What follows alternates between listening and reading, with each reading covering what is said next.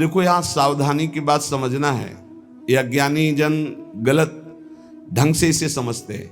जैसे कहा जाता है प्रभु की इच्छा के बिना एक पत्ता भी नहीं हिलता, पक्का। लेकिन जिसकी ये स्थिति होती है, प्रभु की इच्छा में अपनी इच्छा मिला देता है, उससे कभी पाप होते ही नहीं, क्योंकि पाप होते हैं इच्छा से। जिसकी अपनी इच्छा है और अपना भोग है, उसको नरक और स्वर्ग भोगना पड़ेगा। वो केवल बातों से कहता है, उसकी स्थिति है कर्तृत्व और भोक्तृत्व भाव से। जब तक अहंकार है तब तक पापाचरण होता है, और जब अहंकार समर्पित हो जाता है तो उसका शरीर यंत्रवत वही चेष्टाएं करता है जिससे जगत मंगल होता है। वो कहते हैं कि कर्ता श्री हरि। अभी आप कहोगे कर्ता श्री हरि, तो आप 3 गुणों से प्रभावित होकर अहंकार में पापाचरण करोगे और कहोगे कि भगवान की इच्छा से हुआ। तो भगवान की इच्छा से नरक भी बना है, बड़े बड़े दुख भी बने, वो तुम्हें भोगना पड़ेगा। अगर समस्त दुख और सुख दोनों से ऊपर उठकर परमानंद में निमग्न होना है तो बोले कर्ता को जानो। एक कल संत भगवान प्रश्न कर रहे थे कि एकांत में तो ठीक है, लेकिन जब व्यवहार में उतरते हैं तो राग द्वेष हो जाता है। क्यों? क्योंकि तुम व्यवहार में क्रिया देखते हो, कर्ता नहीं देखते, कारण नहीं देखते। अगर कारण को देखो तो कारण श्री हरिवंश भनम, क्रिया को देखोगे तो अनुकूल हुई तो राग हो जाएगा, प्रतिकूल हुई तो दोष हो जाएगा। अगर कारण को देखोगे तो सब में पावर श्री भगवान कारण, राग द्वेष होगा ही नहीं। भगवत ऋषि जी कहते हैं, औरों की तो बात जाने दो, लगे हो अविद्या भूत कहें तुझ रक्षा करी हो। समीप में बैठे हैं अर्जुन जी के भगवान श्री कृष्ण। एक ब्राह्मण आता है और श्री भगवान के सामने वो कहता है, प्रभु प्रभु, अभी अभी मेरा पुत्र प्रकट हुआ और पधार गया। द्वारिकापुरी की बात है। प्रभु पैदा होते ही मर गया, ऐसा तो कभी नहीं हुआ कि पुत्र पिता के सामने मर जाए। ये तो धर्म रहित बात है। और अपने बालक को भगवान के सामने से राजमहल के द्वार पर रखता है और विलाप करके बड़ी आतुरता पूर्वक कहता, संदेह नहीं कि इस समय पृथ्वी में ब्रह्म ऋषियों का द्रोह करने वाले लोग पैदा हो गए हैं। धूर्त कृपण पापी लोग बढ़ गए हैं, कर्म दोषी हो गए हैं। इसीलिए ये काल उल्टा चक्र चला रहा है कि पिता के सामने जन्मा हुआ पुत्र मृत्यु को प्राप्त हो रहा है।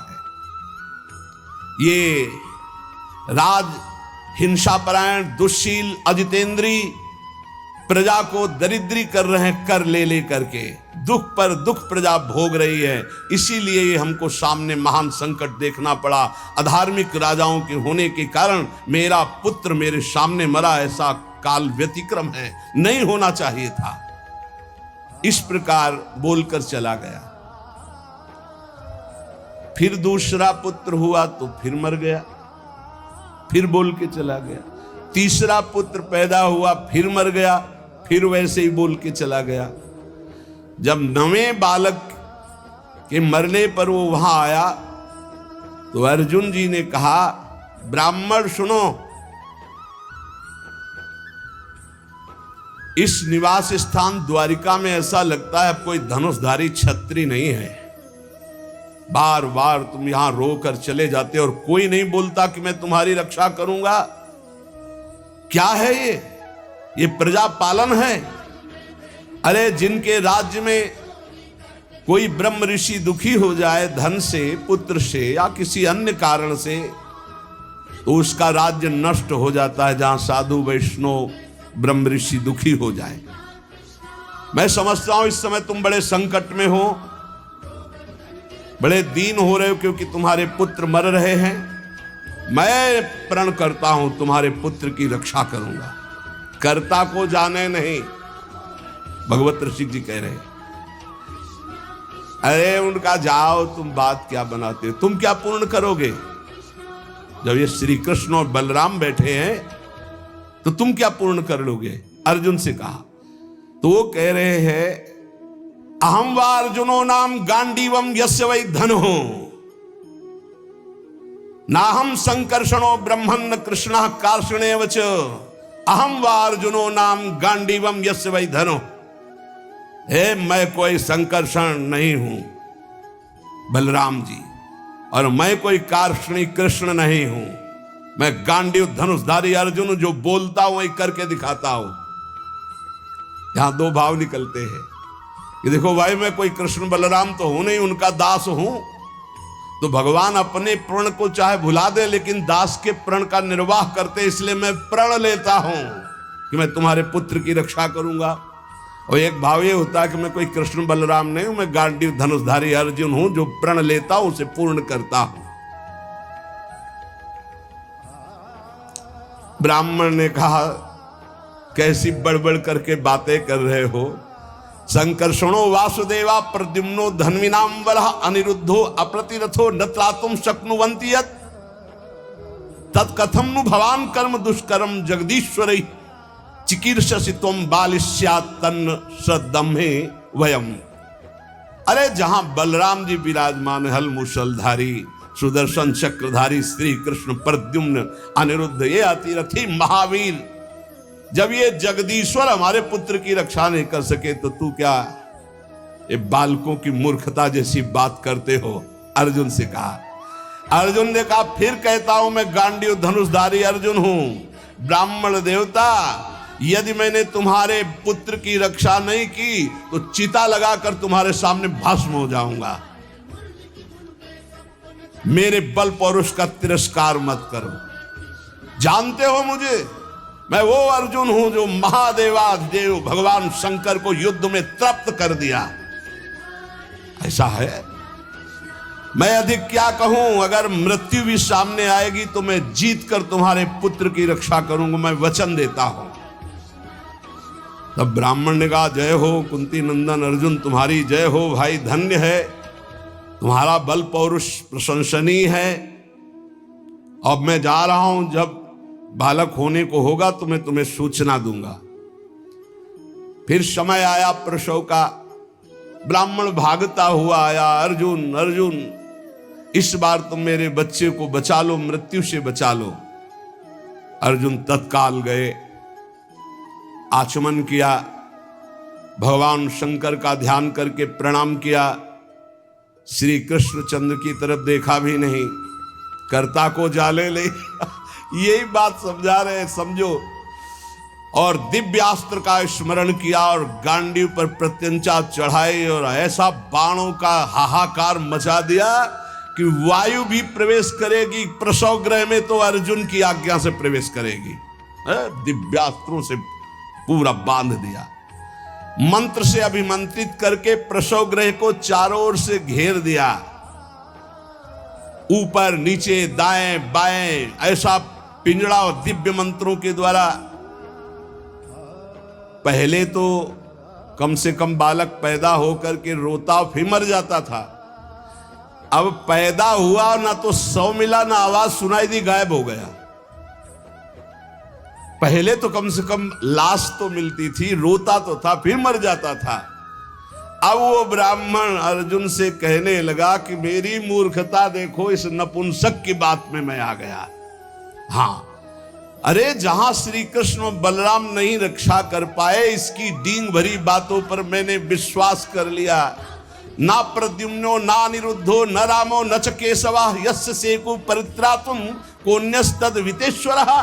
कौन ऐसा है जहां श्री कृष्ण बलराम प्रद्युम्न और अनिरुद्ध नहीं रक्षा कर पाए, वहां और त्रिभुवन में कौन रक्षा कर सकता है। मिथ्यावादी अर्जुन को धिक्कार है, अपने मुंह से बड़ाई करने वाले गांडीव धनुषधारी अर्जुन को धिक्कार है। दुर्बुद्धि मूढ़तावश कहता था कि मैं तुम्हारे बालक की रक्षा कर लूंगा। अब ब्राह्मण तो क्रोध में, देखने को मुंह नहीं मिला लड़के का, पैदा हुआ गायब। अर्जुन ने कहा ब्राह्मण मेरा अपमान मत करो। तत्काल योग बल से यमपुरी गए। भगवान धर्मराज जी ने देखा कि अर्जुन पधारे, बोले इस समय अर्घ पात्र लेने का हमें अवसर नहीं है, हमें यह बताओ कि वो जीवात्मा तुम्हारे यहां आया है? बोले हमारी पुरी में नहीं आया। विचार किया कि कहां चला गया जब यमपुरी में नहीं आया। इंद्रलोक, अग्निलोक, नैऋति, सोम, वायु, वरुण सबकी पुरियों में गए, अतल नीचे, अतल सुतल पाताल तलातल महातल, इन लोकों में गए, ऊपर के जनलोक महालोक तपलोक ब्रह्मलोक, कहीं भी ब्रह्मा की जितनी रचना सब घूम डाला अर्जुन ने, कहीं वो जीव नहीं मिला। अब आए, अब भगवान श्री कृष्ण की तरफ देखा, प्यारे प्रणाम, अब जा रहे हैं भस्म होने हम चिता में। यही जीव की दशा है, जब सब जगह से हार जाता है तब बोलता है हरि शरणम। पहले नहीं चितवन किया कि प्रभु, तो प्रभु समझा देते। प्रण लेने से लेकर अभी तक भगवान की तरफ नहीं देखा कि रुख क्या है। अब जब चिता में जलने का नंबर आया तब केशव प्रणाम आखिरी स्वीकार करो। तो भगवान ने कहा किस बात का? बोले वो प्रण है ना, तो चिता में जलने जा रहे। तो उनका तुमने अभी पूरे बल का प्रयोग कहां किया? ध्यान दीजिए, तुमने अभी पूरे बल का प्रयोग कहां? तुम्हारा पूरा बल तो मैं हूं। मुस्कुरा दे अर्जुन, यही हमसे गलती होती है। हमारा बल कौन है? आराध्य देव। हम अपने बल की डींग हाँकने लगते हैं, उन्हीं के बल से मिले हुए बल से। हमारा पूरा बल श्री भगवान है। देखो अर्जुन, तुम्हारा बल मैं हूं। जिस समय ये तुम्हारी निंदा कर रहे हैं, यही सब लोग प्रशंसा करेंगे और तुम्हारे यश की कीर्ति की स्थापना होगी। करें करावें आप सब, जने बढ़ाई दे। मान लो, कर्ता को जानो कौन है। सर्वशक्तिमान भगवान जे भी चिंतन किया, भगवान का दिव्य रथ आ गया। भगवान की दिव्य घोड़े, दारुक नाम का सारथी। भगवान ने अर्जुन से कहा बैठो हमारे रथ में। रथ में बैठे। दारुक ने भगवान के नेत्रों की तरफ देखा, इशारा किया, ले चलो। 7 पर्वतों वाले 7 द्वीप, 7 समुद्र, लोकालोक पर्वत, इनको लांघकर घोर अंधकार, इतना अंधकार कि भगवान के दिव्य घोड़े शैव्य, सुग्रीव, मेघपुष्प बलाहक नाम के 4 घोड़े मार्ग नहीं दिखाई दे रहा। तब योगेश्वरों के भी परमेश्वर भगवान श्री कृष्ण ने जब घोड़ों की दशा देखी तो सुदर्शन चक्र का स्मरण किया। हजार हजार सूर्यों जैसा एक साथ तेज प्रकाशित करने वाले भगवान की दिव्य पार्षद सुदर्शन जी आगे चल रहे हैं। घोर अंधकार में सुदर्शन चक्र से ज्योति ऐसी प्रकट हो रही, सब अंधकार नष्ट होता जा रहा, प्रकाश। ऐसे भगवान के सेवक हैं, ऐसे भगवान के दास हैं। सुदर्शन चक्र के द्वारा बतलाए हुए मार्ग से चलकर अंधकार की अंतिम सीमा में पहुंचे। अब अंधकार के पास इतना दिव्य प्रकाश, प्रकाश ही प्रकाश, जैसे घोर अंधकार ऐसे घोर प्रकाश। अब वहां अर्जुन की आंखें चौंधिया गई, विवश हो गए, नेत्र बंद कर लिए, इतना तेज। भगवान वहां भी सामर्थ्य प्रदान करी अर्जुन को और घोड़ों को भी। उस तेज के बाद महान जलराशि, श्याम वर्ण का जल ही जल, अगाध जल, जल पार किया तो तेज आंधी, वायु ही वायु। भगवान की ही केवल सामर्थ्य पहुंचने की और सामर्थ्य रही। अब वायु के प्रवाह में बड़ी बड़ी तरंगें उठने लगी। फिर भगवान ने उसको शांत किया। आगे बढ़े तो एक दिव्य महल, और उस महल में मणियां ऐसी चमक रही थी मानो हजार हजार सूर्य एक साथ प्रकाशित हो रहे। भगवान भगवान है, भगवान जैसा कोई नहीं। चारों ओर बड़ी ही उज्जवल ज्योति फैल रही है।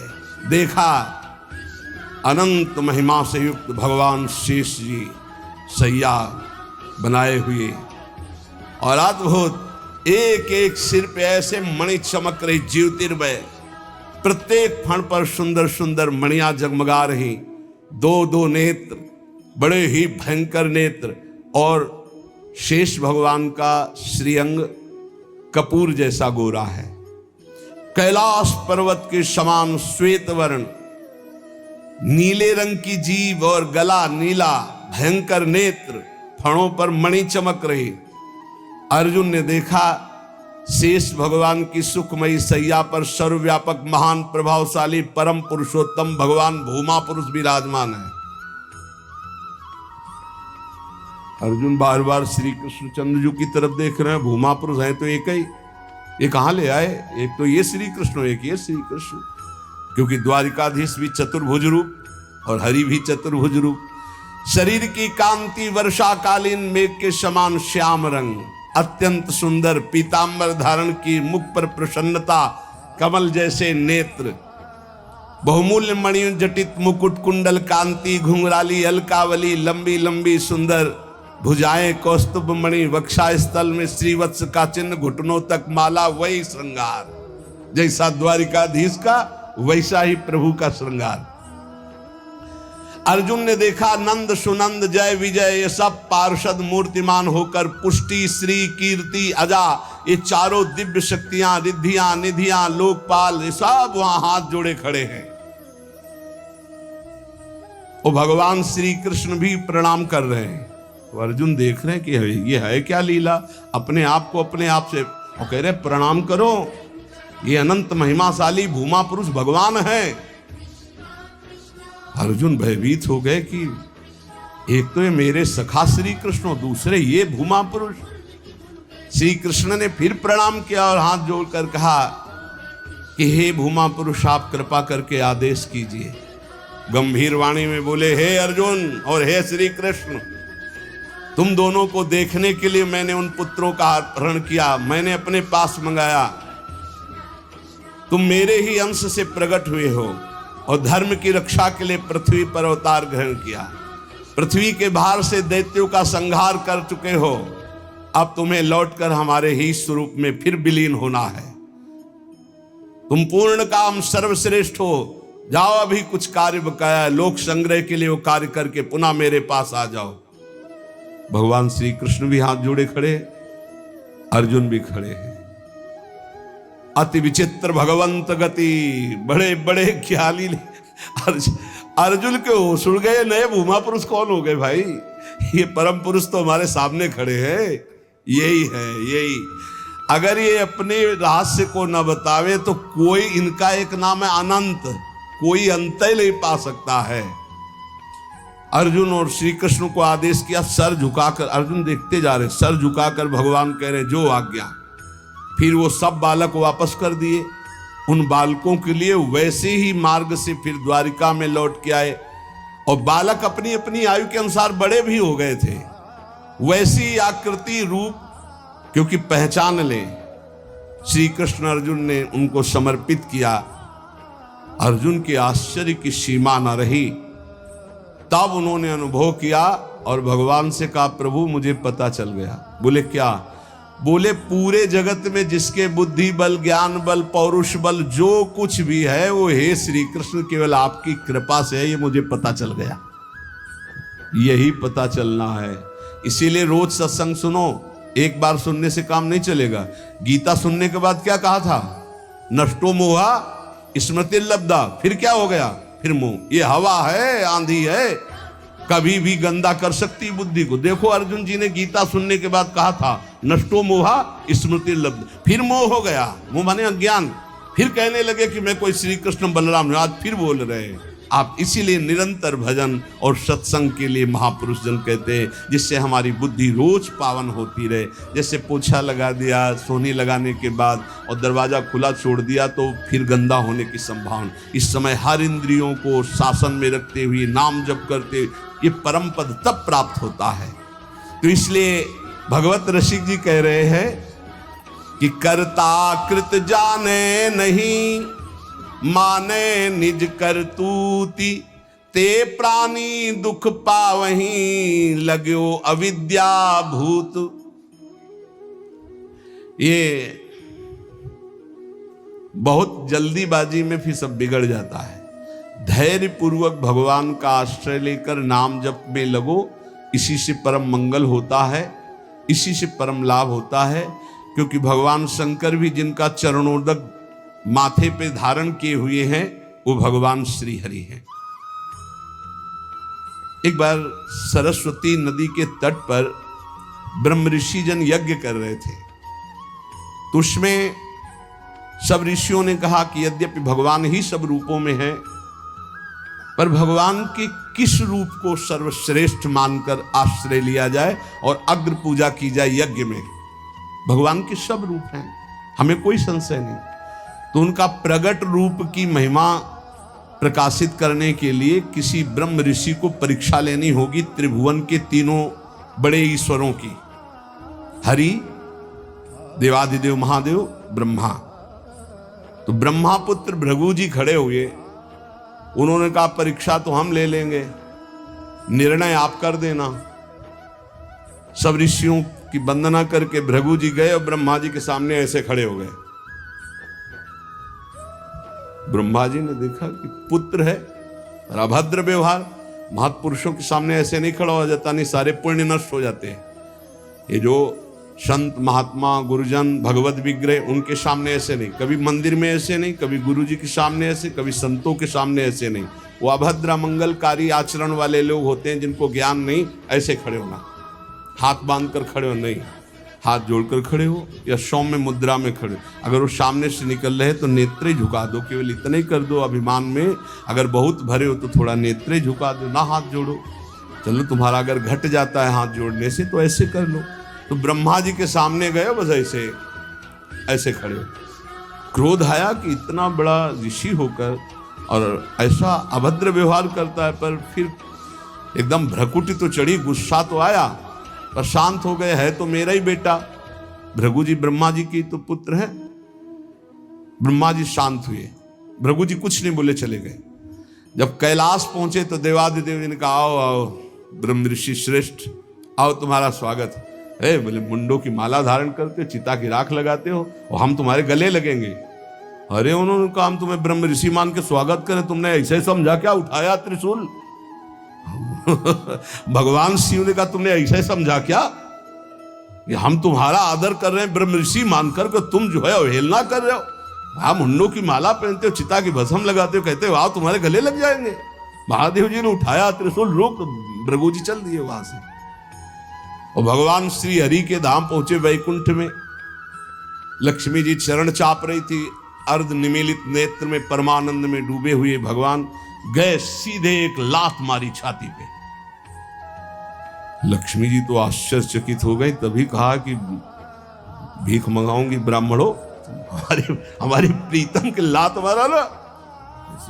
पहले प्राय ऐसे ब्रह्म ऋषि जन जो होते थे ना, व्यवस्था, वेद के अपार ज्ञानी, तप के महाधनी, भोजन की व्यवस्था। लक्ष्मी जी कहते तुम्हारे पास नहीं आएंगी, हमारे प्रीतम को लात मारा है ना तुमने। लक्ष्मी जी तो थोड़ा नाराज हुई और हरि उठ के बैठ गए और चरण दबाने लगे। कहा बड़ा कठोर हृदय है हमारा, आपके बड़े कोमल चरण हैं, अगर मुझे पता चलता तो मैं आपके चरणों की अगवानी करता, मुझसे अपराध बन गया कि मैंने अगवानी भी आपके चरणों की। और चरण दबाने लगे। भृगु जी के नेत्रों में अश्रु आ गए और कहा प्रभु बस यही देखने के लिए हमको सब ब्रह्म ऋषियों ने भेजा था। यद्यपि आप ही शिव हो, आप ही ब्रह्मा हो, आप ही चराचर जगत हो, पर प्रभु आपका जो करुणा वरुणालय हरि रूप है यही सर्वाराध्य है। तो कर्ता कृत जाने नहीं, यही बचाते हैं, सबको बचाते हैं। एक बार ब्रकासुर नाम का एक असुर था, तो उसने सोचा कोई ऐसा देवता मिले जो जल्दी प्रसन्न हो जाए, हमारी कामना की पूर्ति कर दे। तो देवर्षि नारद जी मिल गए। नारायण नारायण नारायण।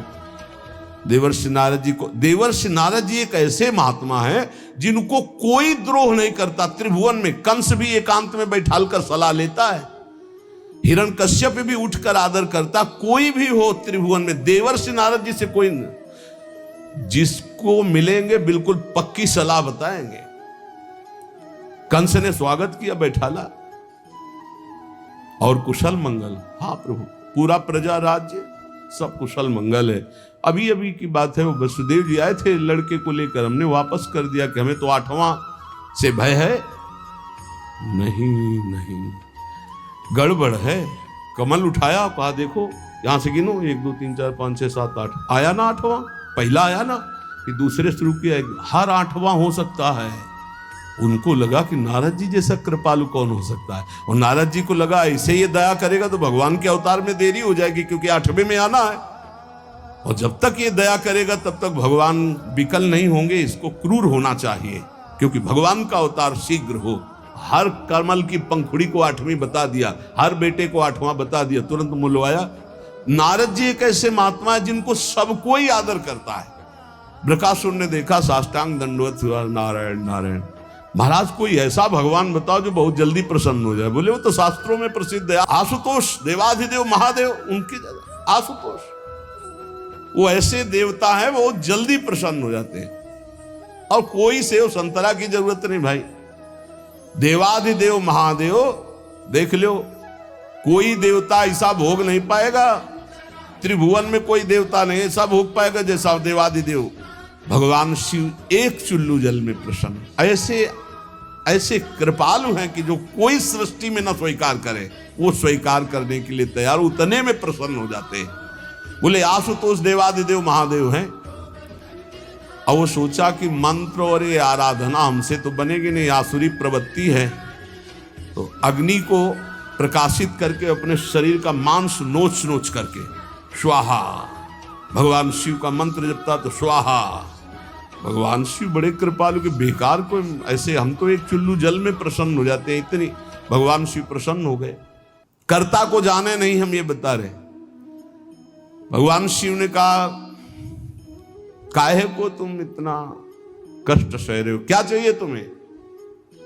तो माता जी के सहित प्रकट हुए थे। माता जी त्रिपुर सुंदरी, असुर है ना, राक्षस, तो इसकी बुद्धि तो राक्षसी ही रहेगी। भगवान शिव की तरफ देखा, माता जी की तरफ देखा। उसने कहा प्रभु मेरी इच्छा है कि मैं जिसके ऊपर हाथ रख दूं वो भस्म हो जाए। भगवान शिव बिना विचार किए बोले तथास्तु, ऐसा ही हो। जे भी ऐसा कहा तो उसने सोचा परीक्षा के लिए भगवान शिव के ऊपर हाथ रख के देखे ना, इन्हीं का वरदान इन्हीं को। भगवान शिव के ऊपर ऐसे जो हाथ कर भगवान भागे, क्योंकि जानते थे कि सत्य है, धक देगा भस्म हो जाएगा। शरीर तो भाई भगवान ने ही आदेश और वो वर दिया है, उन्हीं के बल से भागे, वो भी पीछे भागे। माता जी खड़े लीला देख रहे हैं। भगवान शिव जब पीछे देखे तो दौड़ के पीछा बस हाथ ही रखने का। भगवान ने कहा कहां तक भागेंगे? तो कर्ता को याद किया। कर्ता कौन है? हरि। हरि को याद किया। जो ही याद किया तो आ गए ब्रह्मचारी के रूप में, और भगवान शंकर से इशारा किया चैन की सांस लो, अभी इसका हिसाब करते। नजदीक गए, बोले प्रणाम बृकासुर जी। इतना प्यार से विश्व में कोई नहीं बोला था, वो तो असुर था। प्रणाम बृकासुर, अमृतमय वचन और ऐसा आकर्षण और ऐसे कमल नयन और ऐसी चितवन को खड़ा हो गया। बोले बृकासुर जी यदि आपको मेरे सहयोग की आवश्यकता हो तो सहयोग से बड़े बड़े काम बन जाते हैं, आप क्यों भाग रहे हो इनके पीछे? बोले इनके ऊपर हाथ रखने, तो तुम्हारे हाथ में कुछ है क्या जो रखना चाहते हो? बोले वरदान दिया है शिव जी ने कि जिसके ऊपर हाथ रख दोगे वो भस्म हो जाएगा। अरे बोले अभी तुम्हें विश्वास है? दक्ष ने साप दे दिया था, इनके पास कोई ताकत नहीं रह गई। तुम हाथ रख के अपने ऊपर देखो, अगर झूठा निकलेगा ना तो दोनों मिल करके। हाँ ये बात तो पक्की है। एक सेकंड में हिसाब कर, अरे हरि है, हरि। एक सेकंड उसको ये समझ में नहीं आए कि अगर हाथ रखा सच्ची हुआ तो कौन बताएगा आके इनको। जो ही ऐसे किया सो क्षण में भस्म हो गया, राख हो गया। भगवान शंकर ने बोले प्रभु थोड़ा सोच समझ के वरदान दिया करो, तुम तो ऑर्डर डाली हो, अपनी भी सुरक्षा नहीं देखते। भगवत रसिक जी कह रहे करता कृत जाने नहीं, माने निज करतूती, ते प्राणी दुख पावही, लाग्यो अविद्या भूत, लाग्यो अविद्या भूत कहे द्विज रक्षा करी हो, अर्जुन मेरो नाम नहीं पावक में जरी हो, कर गही श्याम बचाए, बतायो जो शिशु हरता, भगवत रसिक नरेश सकल करतन को करता।